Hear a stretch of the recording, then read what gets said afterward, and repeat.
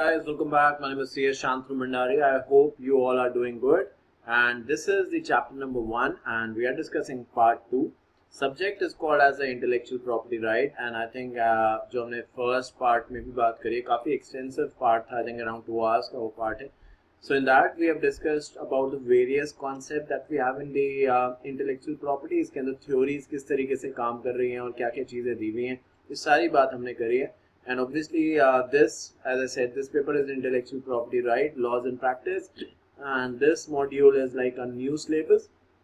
So इसका आज हम जो पार्ट सेकंड है उसके बारे में कंटिन्यूएशन करेंगे. उम्मीद करता हूँ कि इससे पहले जो हमने बात करी है like in the part 1 and उससे पहले जो इंट्रोडक्शन था वो सारी बात आपको समझ में आई होगी, और अगर आपको कोई भी इशू होगा तो आपने मुझे अभी तक बता दिया होगा. So let's now start with the topic which is called as a building a strong patent portfolio.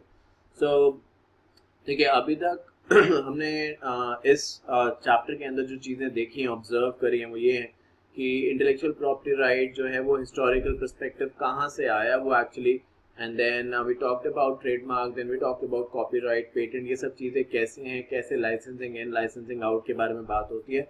अब उसी चीज़ को कंटिन्यू करते हुए, पेटेंट की बात को कंटिन्यू करते हुए हम यहाँ पे ये पढ़ेंगे कि अगर कंपनी अपना पेटेंट प्रोफाइल जो है वो स्ट्रॉन्ग करना चाहती है तो उसको क्या क्या स्टेप्स लेने पड़ेंगे.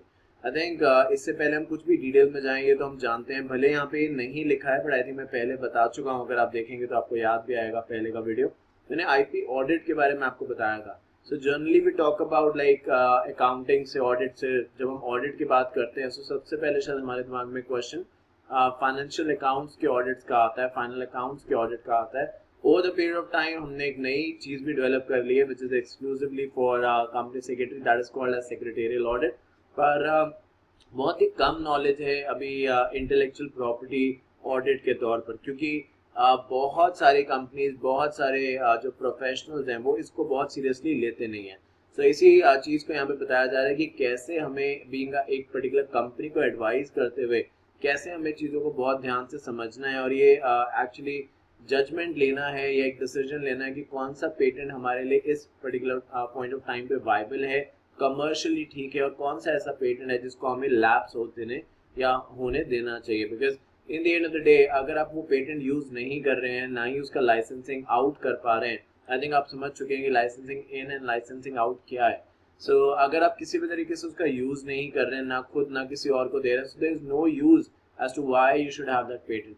जब मैं कह रहा हूँ कि इसका यूज नहीं कर रहे हैं, सो जब हम बिजनेस के बारे में बात करते हैं तो बिजनेस कभी एक दिन या एक साल से बात नहीं करते. शायद आपने सुना होगा in business there is a thing called as vision and there is a thing called as mission. तो जब भी कोई बिजनेस करता है वो डेफिनेटली कोई ना कोई एक हॉरिजॉन रखता है, 5 साल का, 10 साल का, एक एटलीस्ट अपनी प्लानिंग करता है. ये तो नहीं पता कि ऊपर वाले की क्या प्लानिंग है किसी चीज के लिए, बट डेफिनेटली हर इंसान अपनी प्लानिंग करता है. तो इसी चीज को ध्यान में रखते हुए यहाँ पे जो टॉपिक है इसको हम स्टार्ट करते हैं. But it generally talks about कि हमें पेटेंट के, अगर हमारे पास मल्टीपल पेटेंट्स है, पेटेंट है ही नहीं, तो फिर पोर्टफोलियो क्या होता है. Portfolio is like bundle of, अगर हम एक तरीके से शेयर सिक्योरिटी की बात करें तो bundle of securities, bundle of shares. इस तरीके से पेटेंट पोर्टफोलियो के बारे में बात करें तो बंडल ऑफ पेटेंट जो कि अलग अलग सेगमेंट में, अलग अलग इंडस्ट्री के काम से रिलेशन में रजिस्टर्ड है. तो उसी चीज को यहाँ पे बात करी जा रही है, और आइए अब देखते हैं कि उसके अंदर क्या लिखा है. Says the IP strong portfolio of the company act not only as a shield but also as a sword. It helps in protecting the company innovation to drive long-term revenue and improve the market position. Thus, safeguarding its intellectual property is very critical for every organization, and the same cannot be overlooked or its importance undermined. Intellectual property helps an organization develop and maintain its long-term revenue stream and also increase shareholders' value. देखिए कुछ ही देर पहले जब मैंने इसको start किया, बहुत बार जैसे कि मैंने आपसे पहले भी ये चीज़ डिस्कस करी है, हम क्या कर रहे हैं यहाँ पे हर चीज़ को इस तरीके से कवर कर रहे हैं कि एक बार अगर आपने मेरे साथ ये मॉड्यूल पढ़ लिया, क्योंकि ओपन बुक रीडिंग पेपर है, तो आपने मॉड्यूल एक बार मेरे साथ पढ़ लिया, सो देयर इज नथिंग कि आपके एग्जामिनेशन में एटलीस्ट इस पेपर के अंदर किसी भी तरीके से कम मार्क्स स्कोर करने की बात है. तो मैंने ऐसे आपने मेरे साथ पढ़ लिया, मतलब जो मैंने समझाया वो आपने समझा है, and wherever required you have written down your own notes, है ना, क्योंकि नोट्स बनाना आपका खुद एक काइंड ऑफ एन होमवर्क है जो आपको करना होगा जहां आपको लगता है. अब आप मेरी बुक देख लीजिए जिससे मैं आपको पढ़ा रहा हूँ, इससे प्रीवियस सेशन में देखिए मैंने क्या क्या लिखा और कितना कितना लिखा है. जहां रिक्वायरमेंट है वहां पे मैं लिख रहा हूँ. ऐसे जब आपको लगे कि हाँ जो सर ने बताया कुछ ऐसा है जो मैं लिख सकती हूँ या लिख सकता हूँ, रिलेवेंट है, या मे बी इस पर्टिकुलर जो बात चल रही है उससे आपको हेल्प कर सकता है एग्जामिनेशन में, तो आलस मत करिए, जस्ट राइट इट डाउन। तो इस पैराग्राफ में जो मैंने अभी बताया उसमें सिर्फ इतना सी बात लिखी है कि इंटेलेक्चुअल प्रॉपर्टी एक बहुत इंपॉर्टेंट चीज अब बन चुकी है हर बिजनेस के लिए। और जैसे कि हमने पहले भी बात करी, बहुत बार लोग इसकी वैल्यू को अंडर एस्टिमेट करते हैं, नहीं समझते कि ये चीज कितनी इंपॉर्टेंट है। क्योंकि हमें क्या लगता है जैसे घर है, गाड़ी है, बंगला है, ये सब चीजें हैं कि हम आज बेचने जाएंगे तो आज नहीं तो कल, कल नहीं तो परसों बिकेंगे और हमें अच्छे पैसे मिल सकते हैं। पर इंटेलेक्चुअल प्रॉपर्टी जो होता है वो काफी समय की बात होती है। फॉर एग्जाम्पल आपने पेटेंट रजिस्टर करा लिया तो पहले तो रजिस्ट्रेशन में इतनी forms, procedure, rules and regulation है, तो हर इंसान सोचता है क्या इतना झंझट लेना, क्या इतना ट्रबल्स लेना। उसके बाद आपने रजिस्टर भी करा लिया उस चीज को, फिर उससे प्रोडक्ट बना के फिर बेचना। तो इंसान क्या करता है, जो जनरल इंटेलेक्चुअल प्रॉपर्टी है इसको इतनी इंपॉर्टेंस नहीं देता, इससे ज्यादा इंपॉर्टेंस जो है वो दूसरी काइंड ऑफ प्रॉपर्टी को देता है। याद होगा आपको, हमने इससे प्रीवियस सेशन में बात करी थी, टेंजिबल एंड इनटेंजिबल। तो यहाँ पे यही बताया जा रहा है कि ये भी उतना ही इंपॉर्टेंट है, ये भी उतना ही एक तरीके से लॉन्ग टर्म एसेट्स है। क्योंकि लॉन्ग टर्म इसलिए कह दिया गया क्योंकि आप देखिए, आप ट्रेडमार्क आज रजिस्टर करा लेते हैं। फॉर एग्जाम्पल मैं रजिस्टर कराता हूँ SBC, शांतनु भंडारी क्लासेस। अभी मैंने कुछ ही समय, डिपेंड करता है वैसे आप ये कब सेशन देख रहे हैं, बट कुछ ही समय पहले मैंने ऑनलाइन क्लासेस अभी शुरू करी। ऑफलाइन तो मैं आई थिंक पिछले 7 से 8 ईयर से दिल्ली में पढ़ा रहा हूँ, पर ऑनलाइन मैंने कुछ समय पहले ही शुरू किया। अगर मैं सोचूं कि नहीं भाई ऑनलाइन जा तो रहा हूँ बट ट्रेडमार्क रजिस्ट्रेशन कराने की क्या जरूरत है, क्योंकि पता नहीं कब लोग जानेंगे मुझे, कब मेरा जो ब्रांड होगा वो फेमस होगा। तो अगर मैं इस तरीके से सोचूंगा तो डेफिनेटली कभी वैल्यू का फायदा नहीं उठा पाऊंगा, कभी वैल्यू एडिशन अपने नाम के आगे कर नहीं पाऊंगा। तो यहाँ पे भी यही बात बताई जा रही है कि हमें डेफिनेटली एक लॉन्ग टाइम हॉरिजन रखना चाहिए इन सब चीजों पे। और डेफिनेटली ये कुछ ऐसी चीजें हैं जो हमें आने वाले समय में in future definitely in cash करके हमें काफी अच्छा रेवेन्यू दे सकती है। So innovation are crucial for the success of every business, and they can be patented in order to ensure that the competitors is prevented from exploiting the invention during the patent period. One of the many ways available to protect innovation is to file a patent for it. A patent is a form of the grant of exclusive right to commercially exploit an inventor which is granted by the patent office. Generally, the term is 20 years from the date of filing of the application. याद होगा आपको, कल भी मैंने यही बात समझाई थी इससे प्रीवियस सेशन में कि जब हम बात कर रहे हैं कि 20 इयर्स का टर्म है पेटेंट का, सो 20 इयर्स फॉर एग्जांपल आपने 1 जनवरी 2000 में पेटेंट की एप्लीकेशन फाइल करी, और patent similar like trademark and copyright है, इसका भी डिसीजन 1-2 महीने 1-2 साल में नहीं आता, डिपेंड करता है किस तरीके का पेटेंट है, कितना टेक्निकलिटी से भरा हुआ है। तो मान लीजिए इस तारीख को आपने एप्लीकेशन फाइल करी और इसका जो डिसीजन था वो आपके फेवर में आया 2003 में, 2003 जनवरी में, सेम डेट में आया, तो ऑलमोस्ट आपको 3 साल लग गए। तो जो 20 इयर्स का समय है वो यहाँ से नहीं होगा, not from the date of granting of the patent. क्या लिखा है, from the date of filing of the application. Application हमने कब फाइल करी थी, 1 जनवरी 2000 को। तो यहाँ से जो 20 इयर्स होंगे वो काउंट किए जाएंगे, जिसमें 3 साल ऑलरेडी निकल चुके हैं। तो हमारे पास एक्सक्लूसिव राइट जो पेटेंट होल्डर है उसके पास 17 इयर्स का, ऑल्दो कहने के लिए 20 इयर्स है, बट 20 इयर्स में 3 साल तो ऑलरेडी गवर्नमेंट के प्रोसीजर में लग गए। तो अब जो समय बचा है वो सिर्फ इतना सा बचा है कि 17 एक तरीके से इयर्स का आप एक्सक्लूसिव राइट यूज कर सकते हैं।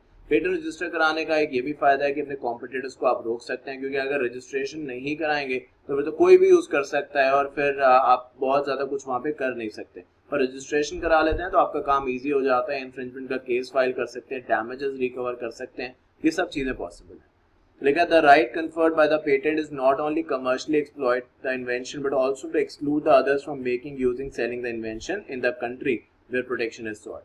Once a patent is granted, the patentee, that is the patent owner, can grant license to other, allowing them to use the invention and sell the products made by him. So देखिए इसमें कोई दो राय नहीं है कि मान लीजिए mister A ने अगर पेटेंट रजिस्टर अपने नाम पे करा भी लिया तो भले वो इस पेटेंट का खुद यूज ना भी करें और इससे कोई सामान ना बेचे, बट क्योंकि ये ए के नाम पे रजिस्टर हो चुका है तो अब कोई भी और B C D E X Y Z कोई भी और, मतलब कोई भी बिना ए से परमिशन के इस पेटेंट का यूज नहीं कर सकता। तो एक तरीके से आप या तो खुद यूज करें इस चीज को या फिर आप किसी और को लाइसेंस भी कर सकते हैं। लाइसेंस से आई थिंक आपको याद आया होगा, लाइसेंसिंग इन, लाइसेंसिंग आउट। जब आप लाइसेंस करते हैं तो अगर ए जो है वो अपना पेटेंट बी को लाइसेंस कर रहा है तो एक तरीके से क्योंकि लाइसेंस ए दे रहा है तो ए के हिसाब से क्या होगा, लाइसेंसिंग आउट। बी को ये लाइसेंस मिल रहा है तो बी के हिसाब से क्या होगा, लाइसेंसिंग इन। और जब ए जो है अपना लाइसेंस बी को देगा तो बी भी तो उसके बदले कुछ ना कुछ ए को देगा ना। That particular thing is called as the royalty. तो ये सारी की सारी बातें यहाँ पे क्लियरली मेंशन करी गई है। As already mention above, innovation are very crucial and important for the long term financial success of any business. आप खुद ही देखिए आज कौन सा ऐसा बिजनेस है जो R&D के बगैर चल रहा है। अगर चल रहा है तो बहुत समय तक चल नहीं पाएगा। अब नोकिया का एग्जांपल देखिए, मैं अगेन क्योंकि यहाँ पे सिर्फ हम समझ रहे हैं, मैं ये नहीं कह रहा कि नोकिया खराब है, सैमसंग अच्छा है, एप्पल अच्छा है, ये सबकी इंडिविजुअल चॉइस है। अगर सबको ही एक चीज जैसी चीजें पसंद आती है इस दुनिया में तो इतने ब्रांड्स होते ही ना। इतने ब्रांड्स इसीलिए, इतना कंपटीशन इसलिए है क्योंकि every customer, every client is unique to the other.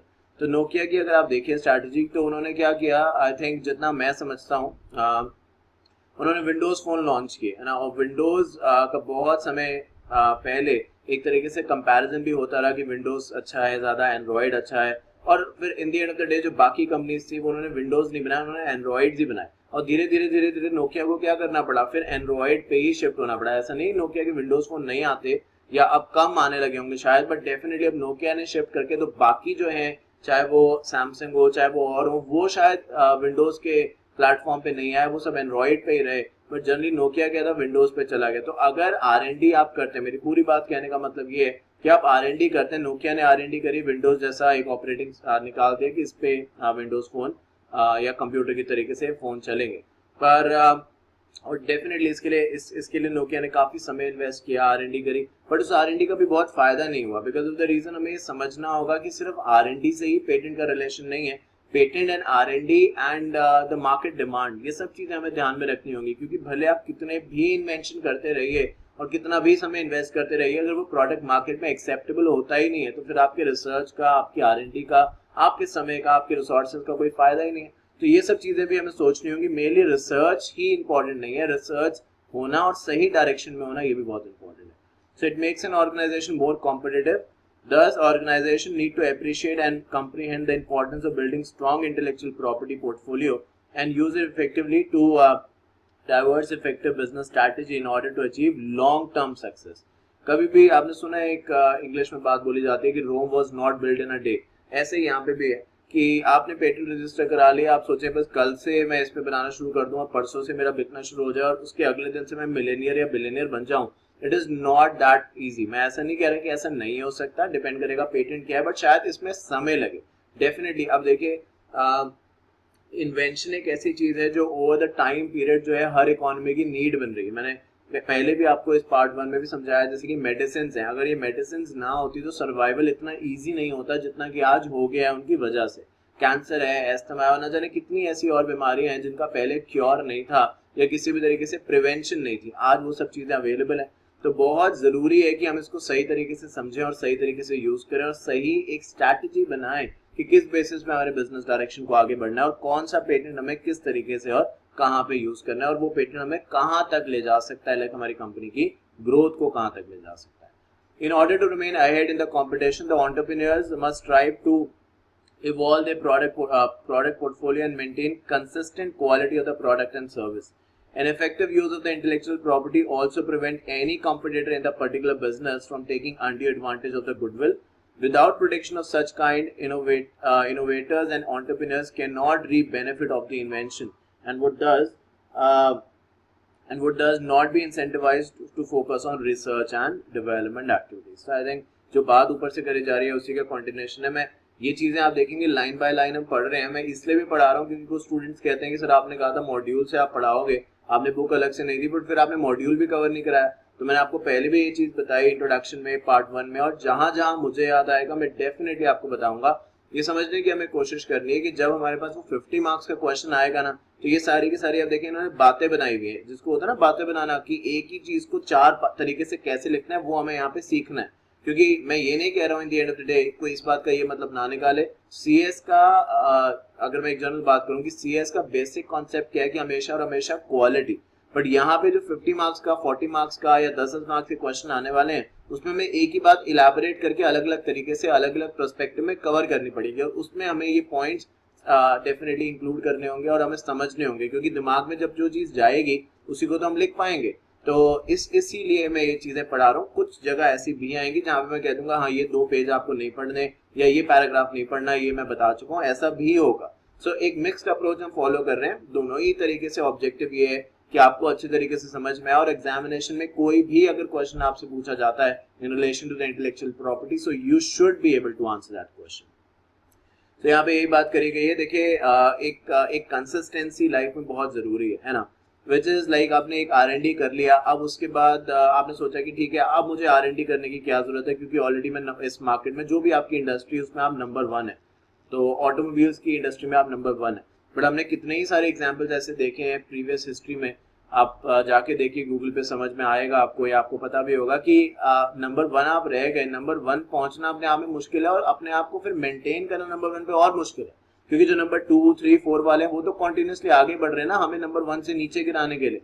तो यहाँ पे यही बात करेगी कि एक बार आपने R&D कर ली, आपने अच्छे प्रोडक्ट दे दिए, अब ये रिस्पॉन्सिबिलिटी आपकी और बढ़ जाती है कि आप कंसिस्टेंस रहें। कंसिस्टेंट मतलब रेगुलरली R&D करते रहें, रेगुलरली न्यू प्रोडक्ट्स बनाते रहें। और फिर जैसे कि हम जानते हैं कि जो लोग ऐसा करते हैं, जो इनोवेटर्स ऐसा करते हैं, नया काम करते हैं, उन्हें गवर्नमेंट क्या करती है, प्रोटेक्शन प्रोवाइड करती है, जिससे कि वो मोटिवेट हो और नेक्स्ट टाइम और अच्छा प्रोडक्ट बनाए। प्रोटेक्शन कैसे करती है, जैसे कि पेटेंट 20 ईयर्स के लिए रजिस्ट्रेशन हो जाता है और इस 20 साल में जिसके नाम पे रजिस्टर्ड है वही इसका एक्सक्लूसिव ओनर है, कोई भी बिना उसकी परमिशन के इन चीजों को यूज नहीं कर सकता। So all this actually motivates the entrepreneur or the innovator or the patentee to actually develop new and new products. So conferment of the exclusive right under different form of IP provide incentive for innovation taking place in diverse industries, especially in technological space. The growth witnessed in these in the recognition and importance of technology has made everyone realize that there is a need to create a strong IP system. A strong and effective IP system helps the nation encourage free flow of information and technology. Thus, IP plays a very important role in encouraging the inventors by rewarding, अब देखिए ये बात मैं बता चुका हूँ, by rewarding for their ideas and thus driving the productive growth. दोनों का ही फायदा है भाई, जो नया R&D लेके आ रहा है मार्केट में, R&D कर रहा है और नया प्रोडक्ट लेके आ रहा है, तो उसको गवर्नमेंट क्या दे रही है, पेटेंट दे रही है, और पेटेंट उसके पास हो गया अगले 20 साल तक। तो अगले 20 साल तक मान लीजिए ए ने ये R&D किया, नया प्रोडक्ट लाया, तो अगले 20 साल तक ए से ये ए का राइट कोई छीन नहीं सकता। तो ये तो ए का फायदा हो गया। गवर्नमेंट का क्या फायदा हुआ, जैसे इंडिया में अगर ए है तो ए ने क्या किया, R&D करके नया प्रोडक्ट बनाया, तो इंडिया की ए सिर्फ एक अकेला इंसान है, ऐसे और भी बहुत सारे होंगे, तो क्या होगा, इंडिया की रेपुटेशन जो है ग्लोबल मार्केट में वो दिन ब दिन क्या होती जाएगी, इंप्रूव होती जाएगी, एनहांस होती जाएगी। बहुत आप देखेंगे आने वाले दिनों के अंदर, डिपेंड करता है गवर्नमेंट और बहुत सारे और इकोनॉमिक फैक्टर्स पे, बहुत जल्दी ही आई थिंक ऐसा हो जाएगा, जिस हिसाब से चीजें ग्रो कर रही हैं, जिस हिसाब से स्टैट्स वगैरह दिखाए जाते हैं कि फ्रॉम डेवलपिंग कंट्री इंडिया भी डेवलप हो जाएगा। मैं ये नहीं कह रहा कि ये अगले वाले आने वाले 5 या 10 साल में होने वाला है, but definitely as compare to the other developing countries हम बहुत जल्दी प्रोग्रेस कर रहे हैं। एंड इसका रीजन ये है कि यहाँ पे R&D काफी ज्यादा हो रही है, यंग जनरेशन बहुत ज्यादा है, और डेफिनेटली R&D पे गवर्नमेंट काफी ज्यादा, गवर्नमेंट मतलब किसी की भी गवर्नमेंट जो है, अगर वो एक तरीके से सपोर्ट करे तो ये चीजें और भी जल्दी हो सकती है। और इसी चीज को फर्दर समझाते हुए ये यहाँ पे कह दिया गया, जो हमने पहले भी बात करी थी, drawing force from the fact that IP provides a high rate of return and also competitive advantage to the holders, company are protecting their IP assets from the competitors. There is also international system for defending, protecting, enforcing IPR. Some of the treaties involved are TRIPS. अब ये एक important है, TRIPS है, WIPO है, याद है आपको, हमने पार्ट 1 में आई थिंक बात करी थी, या मैं इंट्रोडक्शन में भी आपको बताया होगा। WIPO एक तरीके से एडमिनिस्टर करता है, चलाता है पेरिस कन्वेंशन को और बर्नी कन्वेंशन को। पेरिस कन्वेंशन किन चीजों के ऊपर है, ट्रेडमार्क के ऊपर है, किसके और किसके, पेटेंट, ज्योग्राफिकल इंडिकेशन, डिजाइन, जबकि बर्नी कन्वेंशन किसके ऊपर बात करती है, सिर्फ और सिर्फ एक्सक्लूसिवली सिर्फ और सिर्फ कॉपीराइट के ऊपर। पहले WIPO नहीं था, पहले WTO था। WTO आज भी है, बट पहले WTO हर तरीके के ट्रेड को रेगुलेट करता था और इंटेलेक्चुअल प्रॉपर्टी भी एक तरीके का ट्रेड ही है। पर जब इंटरनेशनल लेवल पे नीड लगी कि एक स्पेशलाइज्ड एजेंसी होनी चाहिए जो सिर्फ ट्रेड को नहीं, पूरे ट्रेड को नहीं, सिर्फ और सिर्फ इंटेलेक्चुअल प्रॉपर्टी के डोमेन को रेगुलेट करे, तो फिर कंट्रीज ने, मेंबर कंट्रीज ने मिलकर पेरिस एंड बर्नी कन्वेंशन को साइन किया। जहां तक ट्रिप्स की बात है, सो ट्रिप्स और कुछ नहीं है, ट्रिप्स की फुल फॉर्म यहाँ पे लिखी हुई है। ट्रिप्स एक तरीके का ऐसा अग्रीमेंट है जो कि इंटरनेशनल लेवल पे हुआ है, और इसका पूरा फोकस ये है कि कैसे इंटेलेक्चुअल प्रॉपर्टी को वर्ल्ड वाइड, एक पर्टिकुलर कंट्री के लिए नहीं, वर्ल्ड वाइड हार्मोनाइज किया जा सके, जिससे कि आपस में एक से दूसरी कंट्री जो अभी तक एक्सपोर्ट इम्पोर्ट करती है, वो इंटेलेक्चुअल प्रॉपर्टी के एरियाज में भी सेम पेजेस पे आ सके। अगर इंडिया का कोई बंदा बाहर जाके रजिस्टर कराना चाहता है कोई भी IPR, तो किस तरीके से होगा, बाहर को इंडिया में आके रजिस्टर करा रहे हैं तो क्या मैकेनिज्म होगा, किस तरीके से रेसिप्रोकल प्रोटेक्शन प्रोवाइड करी जाएगी। So kind of an harmonization, TRIPS का यही ऑब्जेक्टिव और इसीलिए ट्रिप्स को बनाया गया है। लिखा in conclusion, organization should effectively embrace patent portfolio management to reap maximum advantage. Big corporates are continuing with their strategy to invest large sum of money in R&D of product and service in order to build a patent portfolio to realize return on their investment.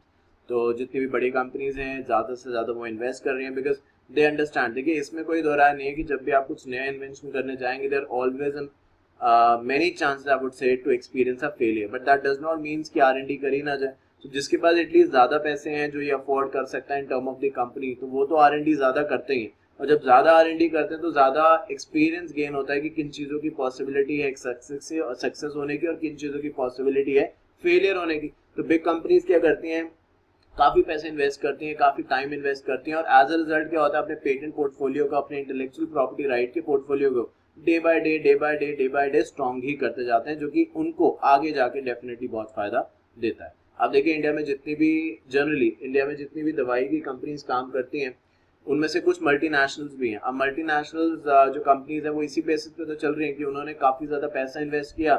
एक drug जब मैं बोल रहा हूँ तो इसको negative sense में please मत लीजिएगा। Drug, every medicine is a drug, but कुछ ऐसे ड्रग्स हैं जो कि ह्यूमन को अलाउड हैं फॉर एन इनटेक। लाइक आपको बुखार है या कोई भी ऐसी छोटी मोटी चीज है तो पैरासीटामोल खा रहे हैं, क्रोसिन खा रहे हैं, या कोई सिर दर्द है तो कोई दवाई खा रहे हैं, it is also a drug. But कुछ ड्रग्स में कॉम्पोनेंट इतना होता है कि हमारे ब्रेन को एडजस्टेबल हो सकता है और वो किसी तरीके से बहुत ज्यादा नुकसान नहीं करता है। क्योंकि जनरली एक डिबेट चलती रहती है जिसपे आई थिंक मैं बहुत ज्यादा क्लियरली नहीं बता सकता, बट एलोपैथिक, होम्योपैथिक और कौन सी आयुर्वेदिक है ना, इन सब में और भी कोई होती होगी शायद, तो इन सब में डिबेट कि भाई कौन नुकसान ज्यादा करती है, कौन नुकसान कम करती है, तो सबका अपना अपना है। बट दवाई है तो डेफिनेटली वो क्योर कर रही है, तो उसके कुछ ना कुछ कहीं ना कहीं साइड इफेक्ट्स हो सकते हैं।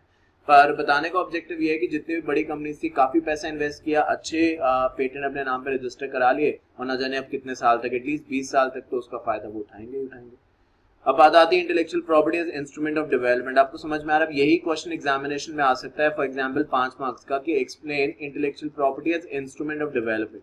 अब जो बात मैंने कुछ देर पहले बताई उसी को आपने इलैबोरेट करके यहाँ पे लिखना है कि भाई इंस्ट्रूमेंट जो है वो किस तरीके से, क्योंकि जहां पे इंटेलेक्चुअल प्रॉपर्टी वो कंपनी या वो जो कंट्री है वो ग्रो करेगी। ग्रो कैसे करेगी, ग्लोबलाइजेशन होगा, एक्सपोर्ट इंपोर्ट बढ़ेगा, क्योंकि आपके पास कोई अगर टेक्नोलॉजी है तो डेफिनेटली जो टेक्नोलॉजी है उसका, क्योंकि पेटेंट जब होता है, अगर मैं इसको ऐसे लिख के बताऊं, आपके पास कोई पेटेंट होता है तो आपके पास क्या हो जाता है, एक्सक्लूसिव राइट हो जाता है। तो किसी भी कंट्री को अगर वो सामान चाहिए तो आप ही की कंट्री से तो खरीदेगी।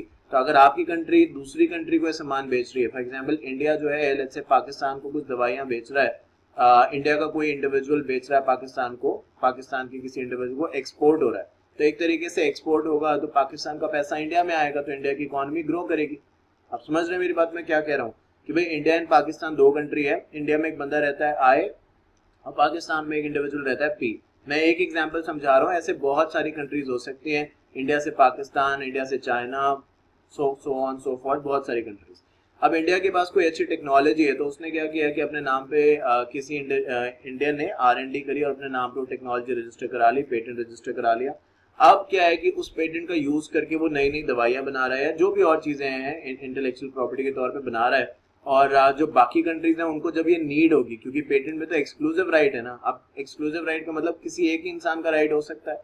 तो जब आई ने जो इंडिया में रहता है उस दवाई का एक्सक्लूसिव राइट अपने नाम पे ले लिया, तो अगर बाकी कंट्रीज में लोगों को ये दवाई चाहिए तो आई के पास ही तो आएंगे। अब जब आई जो है वो दवाइयां पाकिस्तान एक्सपोर्ट करेगा तो पाकिस्तान का वो जो इंडिविजुअल है जो दवाई खरीद रही है, जो कंपनी, इंडिविजुअल कोई भी जो पाकिस्तान में दवाई खरीदे, वो इंडिया को पैसे भेजेगा, तो एक तरीके से इंडिया की इकोनॉमी ग्रो करेगी। तो ये क्या है, डेवलपमेंट। जितना ज्यादा इंटेलेक्चुअल प्रॉपर्टी किसी भी कंपनी के पास है या जितना ज्यादा इंटेलेक्चुअल प्रॉपर्टी किसी कंट्री के पास है, उतने ज्यादा चांसेस हैं उस कंट्री या उस कंपनी के ग्रो करने के, क्योंकि intellectual property is a need of the art. बिना R&D के कुछ पॉसिबल नहीं था। जितनी चीजें आज आप देखते हैं, मैंने आई थिंक पहले भी आपसे शेयर किया है, हो सकता है क्योंकि अब क्या है, बड़ा मुश्किल है मेरे लिए रिकॉग्नाइज करना, क्योंकि पहले क्या था कि we had around maybe 40 to 50 students जो ऑनलाइन क्लास देख रहे थे। Now the number has grown so far कि मुझे नहीं याद है एग्जैक्टली कि किसकी क्या लोकेशन, बट आप में से कुछ स्टूडेंट्स पुणे से हैं, कुछ महाराष्ट्र से हैं, कुछ साउथ के पार्ट्स हैं, अलग अलग, नॉर्थन है, ऑब्वियसली सेंट्रल इंडिया, बहुत सारे अलग अलग पार्ट्स हैं। पर मैं उबर का यहाँ पे एग्जांपल लूंगा। सभी कितने उबर का नाम सुना होगा। आपको ये पता है कि उबर जैसे है ओला, उबर, ये कैब सर्विस तो है, but what does Uber means, like Uber का अपने आप में मतलब क्या है? So Uber means money, Uber means money. अब मैं उबर का नाम यहाँ पे इसलिए लिख रहा हूँ क्योंकि अभी उबर ने क्या करना शुरू कर दिया है इंडिया में, अभी वो लॉन्च करेंगे, अभी नहीं किया उन्होंने, but I am just trying to explain the significance of R&D। तो उन्होंने क्या किया है इंडिया में कि जो एक प्रोजेक्ट है, पायलट प्रोजेक्ट है, बट बहुत सारी बाकी कंट्रीज में उन्होंने वर्ल्ड में कर दिया है।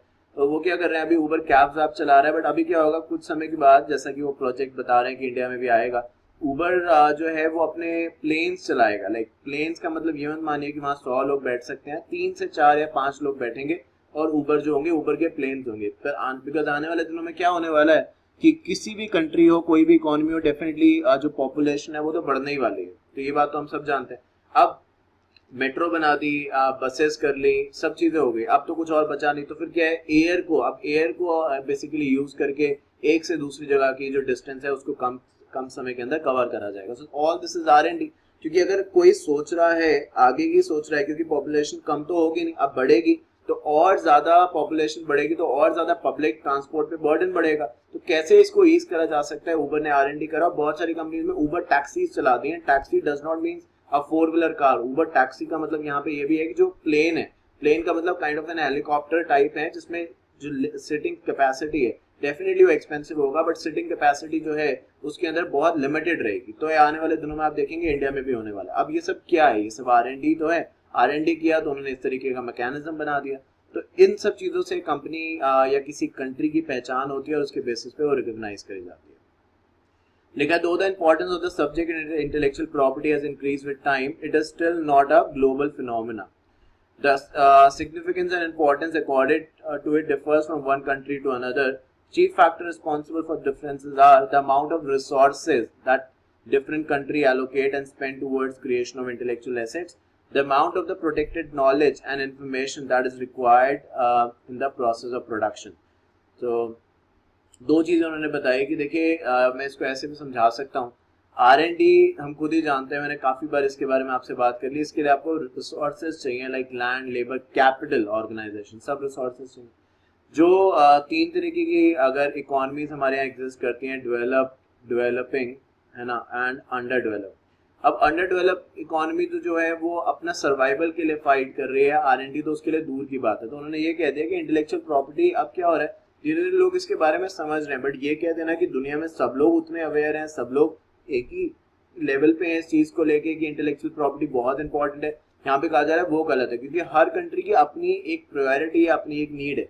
जहाँ पे जिन कंट्रीज में, फॉर एग्जांपल अफ्रीका है या कुछ ऐसे जो कॉन्टिनेंट्स हैं जहाँ पे लोग खाने से अभी मर रहे हैं, भूख जो है इतना भी खाना नहीं है वहाँ पे कि लोगों को दिया जा सके, पॉवर्टी बहुत ज्यादा है। तो वहाँ की गवर्नमेंट का फोकस पहले R&D बढ़ाना नहीं होगा, पहले उनको फीड करना होगा। और जहाँ पे ऑलरेडी सब रिसोर्सेज अवेलेबल है वो और आगे बढ़ेंगे। होता है ना, जिसके पास एक कोई गाड़ी नहीं है वो कहता है ठीक, चलो ठीक है, मुझे मारुति मिल जाए। जिसके पास मारुति होता है वो और ऊपर सोचता है, जिसके पास और अच्छा हाई एंड कोई चीज होती है वो और इससे ऊपर जाना चाहता है। तो वो चीज बात है। तो कभी भी ये सेम पेज पे नहीं आ सकते, और इसीलिए शायद हमने इसको 3 कैटेगराइजेशन में बांटा भी है, develop, developing and under develop. तो यही बात बताई जा रही है कि रिसोर्सेज एक फैक्टर है जो कि हर कंट्री को एक दूसरे से अलग करता है। दूसरा नॉलेज, क्योंकि R&D में सिर्फ पैसे की जरूरत नहीं है। आप देखते हैं, देखिए एग्जाम्पल बहुत बार मैं इसलिए ऐसे देता हूँ जिससे आपको समझ में आए और आप लिख पाए एग्जामिनेशन में। तो बहुत बार क्या है कि एक इंसान के पास पैसे बहुत सारे हैं, उनके फोर फादर्स ने उनको काफी सारा इनहेरिटेंस में पैसा मिला है, बट ही और she does not have a sound knowledge. तो हो सकता है वो पैसे से अपनी जिंदगी तो चला ले, बट उस पैसे को मल्टीप्लाई ना कर पाए, ग्रो ना कर पाए। तो दोनों ही चीजों का होना जरूरी है। आप यहाँ पे भी देखिए, लॉ के स्टूडेंट है, आप जानते हैं एंड और के बीच में फर्क, यहाँ पे भी एंड लिखा है। यही नहीं लिखा कि रिसोर्सेज हो जाने से सब कुछ काम हो जाएगा। कहा रिसोर्सेज भी होनी चाहिए और नॉलेज भी होनी चाहिए, जिससे हमें पता चल सके कि क्या सही है, क्या गलत है, कहाँ इन्वेस्ट करना है, कहाँ इन्वेस्ट नहीं करना। In general, one of the major factors responsible for increased R&D funding is the growing importance and participation of the private sector. This has also resulted in increased reliance on IPR protection by the private players seeking state protection from any encroachment of the intellectual property right. This is not only beneficial for such private entities but also the state, since it helps in creation and dissemination of further knowledge and information in the society. तो एक तरीके से यहाँ पे जो बात करी गई है वो उसी पर्सपेक्टिव को समझाते हुए करी गई है कि अब क्या हो रहा है, एक ट्रेंड जो है वो ग्लोबलाइज बन रहा है। भले सारी कंट्रीज नहीं मान रही हैं, वर्ल्ड में 200 प्लस कंट्रीज है, तो सारी कंट्रीज कभी भी आज क्या आने वाले शायद अगर यूनिवर्स रहेगा 50 साल में भी वो एक जैसी नहीं हो सकती। हम कभी भी शायद ये नहीं कह पाएंगे, जहां तक मैं समझता हूँ, कि सारी कंट्रीज डेवलप्ड है या सारी अंडर डेवलपिंग है या सारी डेवलपिंग स्टेज में। वो कहीं ना कहीं डिफरेंस थोड़ा बहुत रहेगा ही रहेगा। अभी तो बहुत ज्यादा है, बट आने वाले समय में अगर ग्रोथ भी हो जाएगी तो भी डिफरेंस रहेगा।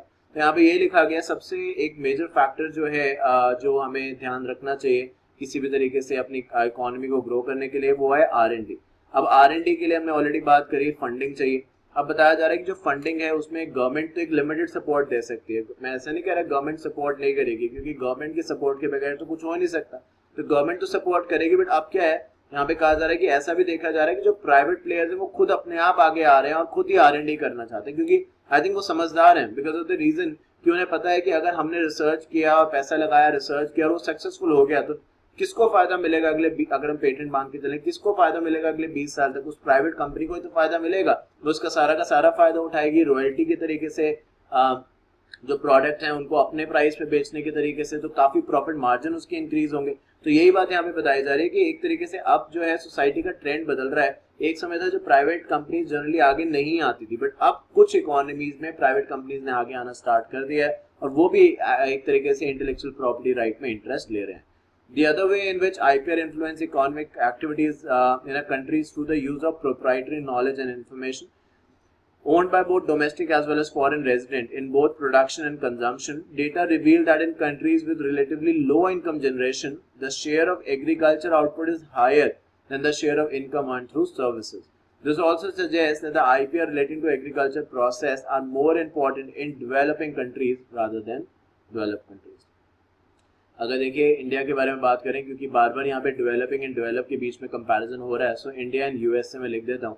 तो आप जानते हैं कि आज भी जब बात होती है तो हमेशा भले इंडिया डेवलप हर दिन, हर मिनट, हर सेकंड कर रहा है और आगे बढ़ रहा है, इसमें कोई दो राय नहीं है, पर फिर भी जो अगर आज बात करी जाए, भले लोग कहते हैं कि हम अब जैसे टीवी में दिखाते हैं कि फार्मर्स ने सुसाइड कर ली, बिक नहीं रहा है सामान या काफी कम प्राइस में बिक रहा है, जिससे कि वो अपना जो भी एक्सपेंस है वो भी रिकवर नहीं कर पा रहे, बट प्राइमरली आज भी जो इंडिया की पोजीशन है वो टेक्नोलॉजिकली ड्रिवन नहीं है, वो एग्रीकल्चर ड्रिवन इकोनॉमी है ना। बताया ये भी जाता है, आई एम नॉट श्योर कितने स्टैट्स सही है, जो मैंने देखा है टीवी पे या इंटरनेट पे पढ़ा है वही मैं आपसे शेयर कर रहा हूँ, बट मोर और लेस हो सकता है ये पॉइंट टू पॉइंट सही ना हो, बट मेजरली ये सारी बात सही है कि इंडिया का जो पॉपुलेशन है उसमें से 60 से 70% अभी भी एग्रीकल्चर इकोनॉमी के तौर पे है। तो ये बताया जा रहा है कि एक तरीके से जो डेवलपिंग इकोनॉमी है वहां पे जो एग्रीकल्चर से रिलेटेड चीजें हैं उनके बारे में ज्यादा बात हो रही है, जबकि डेवलप्ड इकोनॉमी में एग्रीकल्चर से कम और इंडस्ट्रियलाइजेशन को कैसे प्रमोट किया जाए इसके बारे में बात हो रही है। दोनों के अपने अपने रीजन है, क्योंकि एग्रीकल्चर जो है उसमें डेफिनेटली एक तरीके से काफी सारा इन्वेस्टमेंट आपको करना पड़ता है। आपने सुना होगा पहले एक चीज भी आई थी इंडिया में, ग्रीन रेवोल्यूशन, जहाँ पे हमने सीड्स, फर्टिलाइजर्स वगैरह यूज किए, पेस्टिसाइड्स वगैरह यूज किए और जो फर्टिलिटी है वो काफी बढ़ा दी, है ना। तो एक तरीके से एग्रीकल्चर हमेशा और हमेशा डेवलपिंग कंट्रीज की नीड रहा है, उनकी एक बैकबोन रहा है, जबकि डेवलप कंट्रीज एकदम उल्टा है, वो कभी भी एग्रीकल्चर पे इतना फोकस नहीं कर रहे हैं। तो एक चीज होती है कैपिटल इंटेंसिव, एक होता है लेबर इंटेंसिव। तो India like at this particular point of time इस पैराग्राफ को पढ़ के हम ये कह सकते हैं India is a labour intensive country, जबकि USA which is United States of America is a capital intensive country, क्योंकि वहां पे मशीन्स का यूज ज्यादा है। तो वहां पे भी एग्रीकल्चर है, बट एग्रीकल्चर जनरली जो किया जा रहा है, क्योंकि अमीर लोग हैं, पैसे वाले लोग हैं, सारे नहीं बट एटलीस्ट कुछ लोग, तो वो क्या कर रहे हैं, ज्यादा मशीन्स का यूज कर रहे हैं। इंडिया में ज्यादा लोग हैं बट उतने पैसे वाले शायद हर किसान नहीं है, तो हम मशीन्स का यूज नहीं कर पा रहे। तो ये भी एक आपस में एक फर्क क्रिएट कर देता है between the two economy which is developing and developed economy. Traditionally, the relevance of intellectual property right in agriculture research has been very minimum. This is on the account of the fact that intellectual property rights were mostly concerned towards the protection of the outcome of industries as against the agriculture. Furthermore, most of the R&D carried out in the agriculture sector was by the public sector institution in both developing and developed economies. For instance, the development and the dissemination of technology led to green revolution in India did not pose any substantial conflict around the subject matter of the IPR. Moreover, there is still reluctance in developing nation to accept the grant of patent in agriculture sector.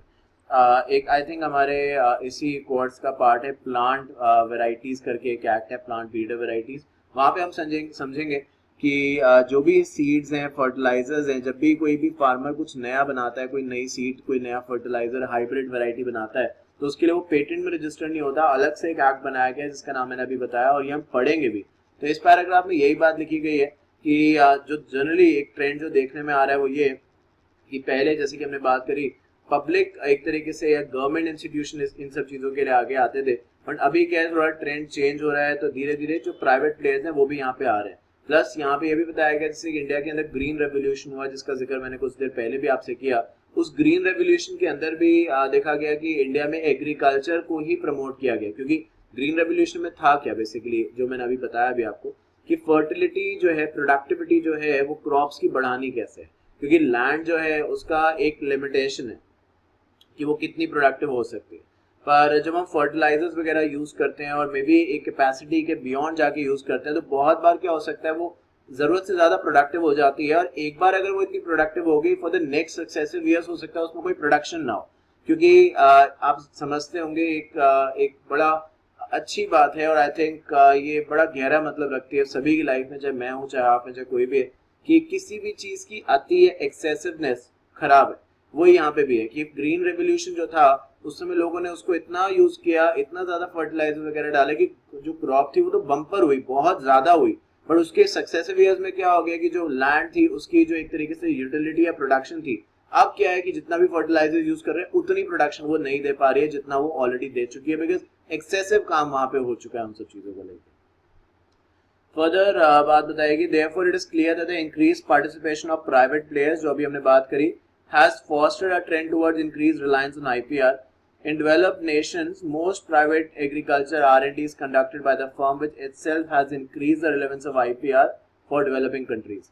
Agriculture sector as an increasing share of the new seeds and farming technologies now become a proprietary.